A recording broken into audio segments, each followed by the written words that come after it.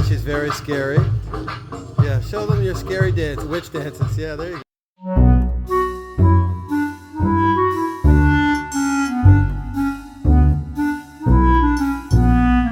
Hello YouTube viewers, welcome back to our channel. I'm Dave. I'm Kristen.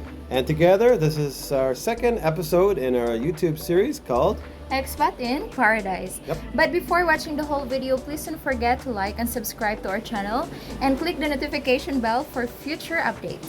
Hold on, but if they don't like it, can they still press like on that? Like it anyway. Like it anyway. So thanks Thank for your you. support. We appreciate your support and hope you enjoy.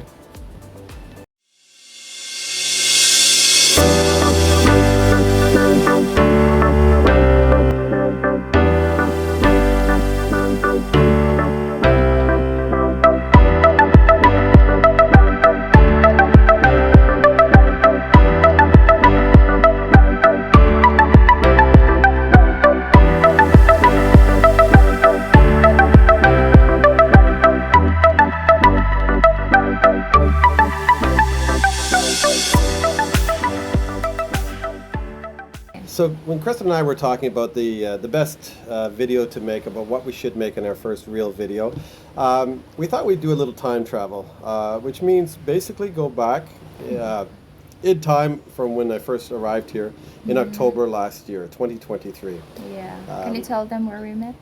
Oh, well, we met online, where Oh, most of sorry. you probably are looking for your significant other, but we met online on one of those dating apps, and we got along really well. And I wanted to come to the Philippines, and I wanted to come to meet Kristen.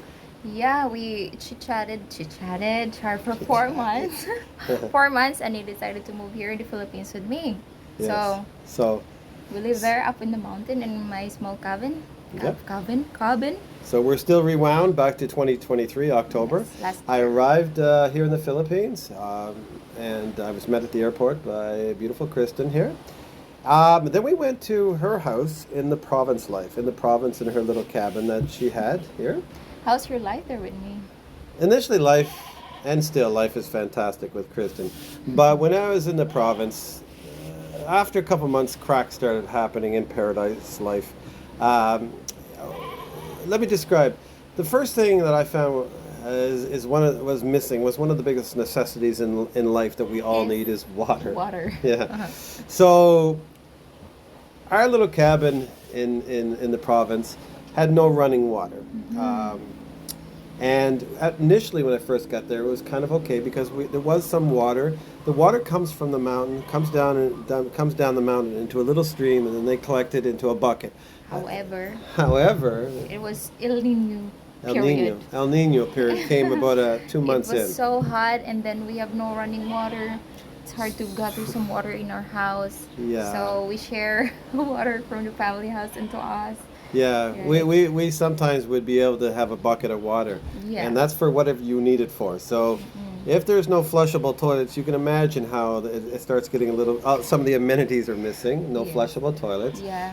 No shower, of course. You can only shower with a bucket. Laundry is hard to be done. We Laundry- have to bring it downtown Yeah, because so- we have a well and good Yeah. source of water there. Yeah, so we had to drive the laundry in about a half an hour, 35 minutes into downtown, wait 2-3 days to get it back. And but teeth brushing was just a cup of water, and that's all you had. So water was becoming a problem, and I think when we have a video which it shows how far we had to walk to find a little puddle of water that came from the mountain when it was really, really dry, literally maybe 3 inches in a circle, 18 inches in diameter. And thanks to Kristen's ingenuity, we did the 15-20 minute walk into the woods. Felt like 15 or 20 minutes walks, but a towel, a bucket, and freezing cold water. So we'll share that little video with you, and it was no fun. And it's kind of when I knew. I thought it was fun for Well, you. it was fun that day, but It looks like you enjoyed, like, ooh, yeah. you were happy. It was fun until the nighttime when you need to brush your teeth and you have to go find water somewhere else.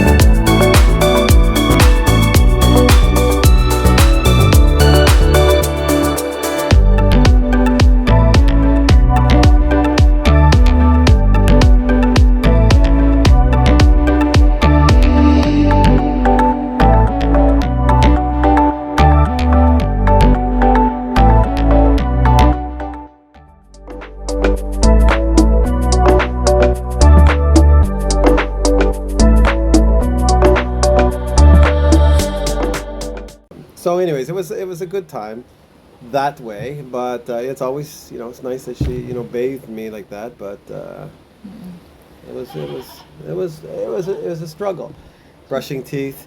Yeah, but it makes your experience more memorable. See, he always remember that. I will never forget it. Definitely memorable. So, yeah, the lack of water, which means lack of personal hygiene the way we're used to, lack of dishwashing, lack of cooking water, lack of drinking water, lack of water is pretty tough. So I guess that's enough about water, and that's a pretty big thing.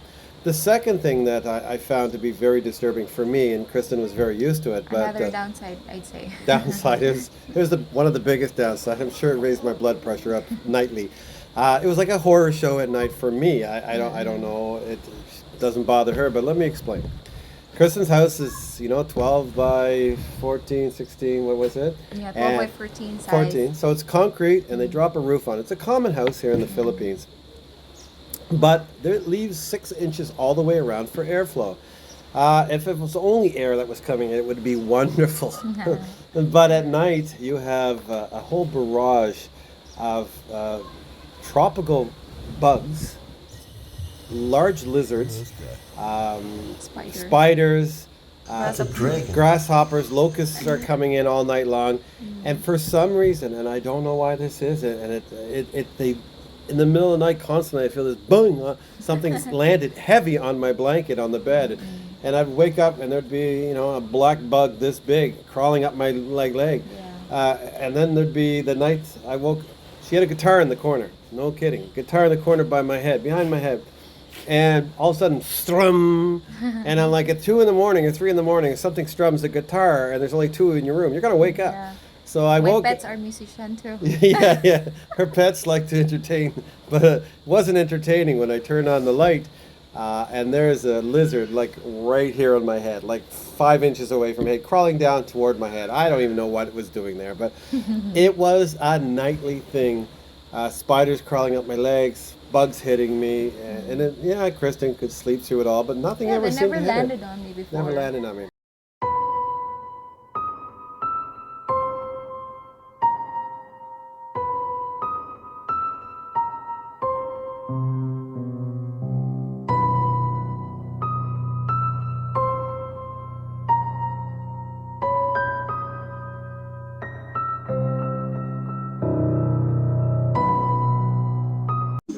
Here it is, a couple days after Christmas. So, just a little while ago, you okay? We saw a lizard crawling up the wall. So, I sprayed it on the dresser, and then we couldn't find it. So we pulled out everything from the dresser, and then it ran along here. Unfortunately, the garbage can's tipped over. The shoe rack is tipped over. We got a bit of a mess to clean up now, but we'll be able to sleep tonight because we were worried it was blind and it was going to run into our bed. Okay, bye. So I don't want to say it's all doom and gloom about the province life. We had some good times and a lot of laughs. Yeah, some part of it is like, funny moments too. Yeah. Like we have unexpected visitors. Yeah, unexpected day visitors. Night visitors, not funny. But the day visitors, I mean, you leave your door open, and because you're in the country, and because there's a lot of animals around, you never know what's going to wander in. And I think it was just funny that, just sitting there watching TV one day, and in pops a goat. I guess decides to come and visit with one of their dogs, one of your dogs. Yes. And then once a chicken decided to come and take a visit, and thanks, Kristen, saved my life from an attacked chicken. You can't fly. Chickens can't fly.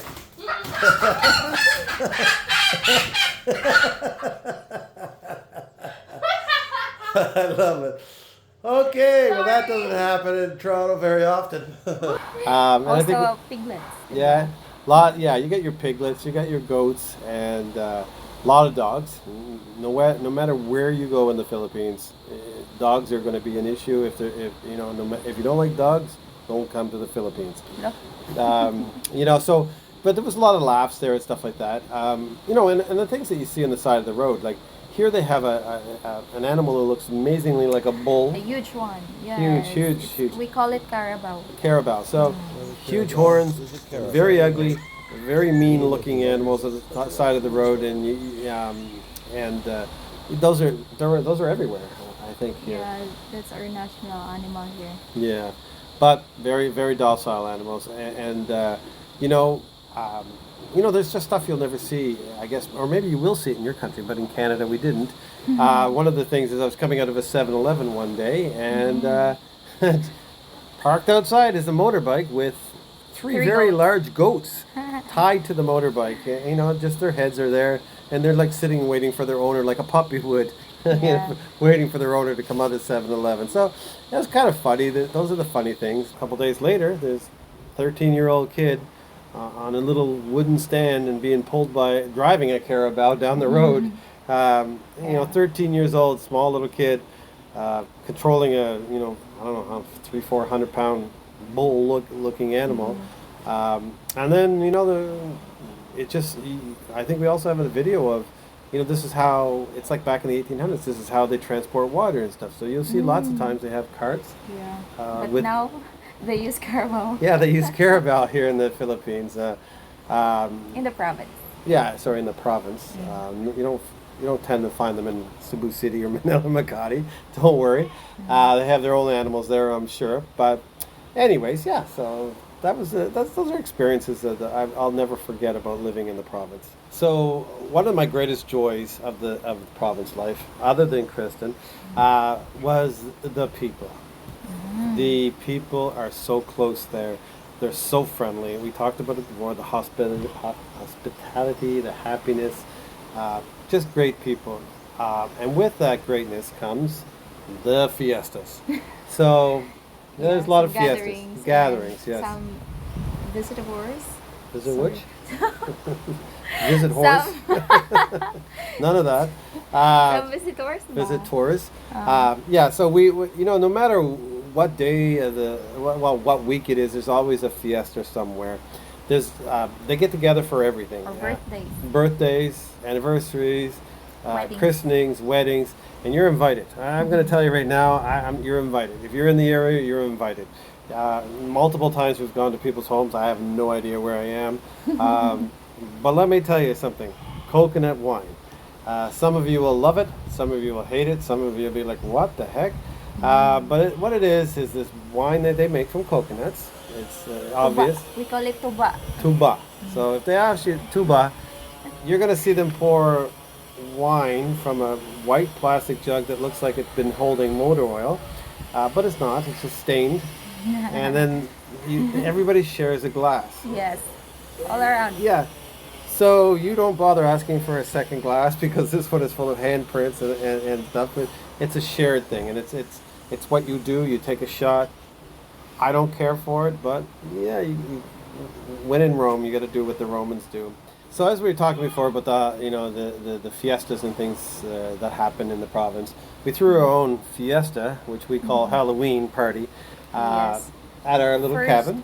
ever Halloween we've ever had in the province. I mean, in our area. Yeah, Nobody done that there before. They have never celebrated Halloween ever before. So we thought we'd have an intimate little affair of 8 little kids that live in the area, your nieces and nephews and a few of their friends. And how great would that be? They've never experienced it, Halloween. And they were pretty excited.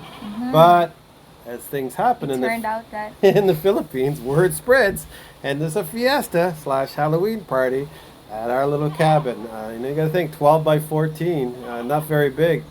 And how many children showed up? 25 to 30 children. 25 to 30 kids showed up. Our little cabin is full of people. Yeah. It was fun. It was very It was an incredible time. incredible time. We had 25 to 30 kids show up. Their parents also showed up. We played lots of games, and it turned out to be one of the most fun nights in Up in the mountain. up in the mountain. And I think if we don't do it again this year, I'm sure there'll be a lot of kids that'll be pretty upset. But Not upset, but they will wonder that is it gonna happen this year again? Because it's quite a fun yeah, experience for them. yeah. I'd So say. hey, who knows? We may throw an adult Halloween party, which was nobody's ever experienced that either in Hindentillen. So you never know. So. Well, she's very scary. Yeah, show them your scary witch dances. Yeah, there you go. Thanks for watching our video, and again, please don't forget to subscribe to our channel. Any questions or comments, leave them below and we'll get back to you. And remember, hit that subscribe button, share it with your friends. Thanks. Yes. Ciao.